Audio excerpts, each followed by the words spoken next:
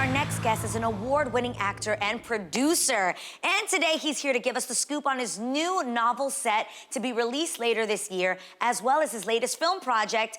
Please welcome the talented Omar Epps. How y'all doing? So good. Hello, welcome. Good to see you. Hey. So good to see you. Right. So happy to have you. Thank you. It's good to be here. Yeah, Great okay. to have you. Now, we have so much to discuss because you've had this incredible career and it just keeps on going. You landed your breakout role in 1992 at the age of 17 in the film Juice. Okay, now over 3 decades later, you're still on top of your game.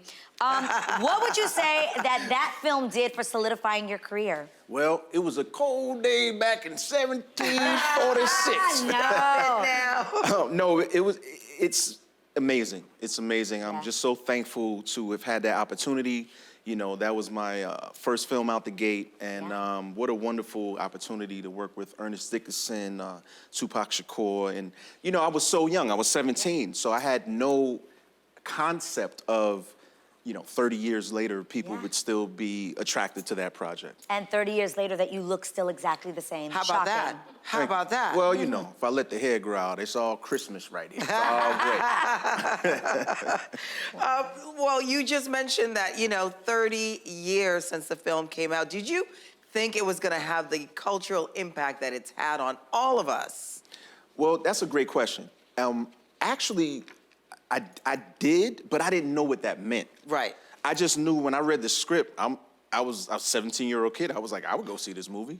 This is dope. Right. Yeah. You know what I mean? But I didn't know the everlasting effects in that way. The classic. It is a classic. Yeah, I'm thankful. And where I'm at now, the power of imagery is so important to me because I realized what it means now. I've realized that our art, what we do, will outlast us. Absolutely. Yes. And so that's what, in this genre of what we do, this is what we're leaving behind for the future generations. Yeah. Speaking of imagery, man, Tupac obviously was in that film as well, and he was just getting his start. You guys became close, filming and maintained your friendship. What can you tell us about Tupac that maybe we didn't see in the media? Tupac Shakur was one of the smartest people you ever meet. He was so well-versed, so well-read, articulate, and I think that people have, through the years, have had this image of him, especially like through his music and things like that, but he was such a wonderful spirit, such a deep human being, and honestly, I miss him. You know, I think about him from time to time, because I often wonder to myself, I'm like, what if Pac had an IG? What would be on? Wow. Because he was just so honest and truthful and straightforward.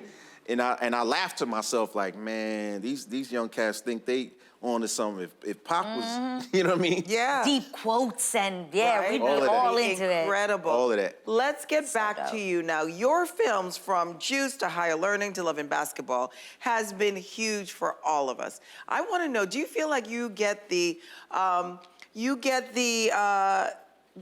recognition that you deserve? That's a great question too. I think from the people. Yeah. Absolutely. Yes. You feel the love when you're out in the street. Yeah. And I love it. Yeah. You know, I'm at a place. You know, I'm 48 years old, and I'm just so humble and grateful. I constantly try to walk in a state of gratitude because I love what I do, and I realize that all that I do is just bringing me to my greater purpose. So I'm blown away by that. But you know, if you ask my accountant, he think we don't get the recognition. What's your greatest purpose? I don't know yet. Okay. I think that it's so far, becoming a father has been the most challenging but most rewarding part of my life. Amen. Becoming a husband, Yeah. you know, and trying to be the best son that I can be to my mom, and just playing my part in our family, but I'm really driven by the greater good.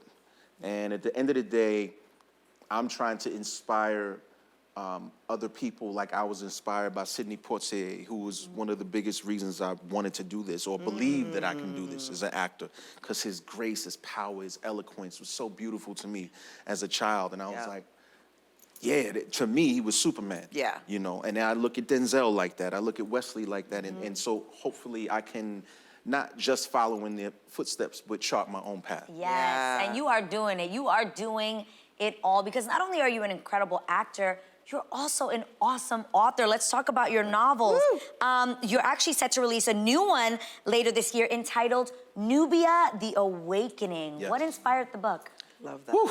Love that cover. Nubia, Beautiful. Stunning. I'm so excited about this, to share this with the people. Shout outs to Penguin Random House, who got the concept. So, the original nugget of the idea came from, we live in a very perilous world. Lots of things are going on and stress and strife and things of that nature. So one day I thought to myself, what if love itself was illegal? Like wow. actually against the law. And then what if love was reborn through this teenager who's awkward and trying to figure out life, and that's sort of where it came from for me. And we built out this thing. Shout out to my co-writer, Clarence Haynes. We just talked about it for months and months, and it takes place 100 years from now, and cataclysms have happened, and all of these things have happened, and the world is reshaped as we know it on every level. But there's this group of young individuals that come from Nubia.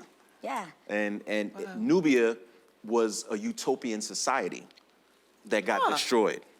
So all of them had to flee, to a different place. So it's something that I actually had the concept for over a decade. And I guess God just tapped me on the shoulder like, hey, man. Now's the time. Now's the time. You better get this going. I love that. And you mentioned that it's about a teen.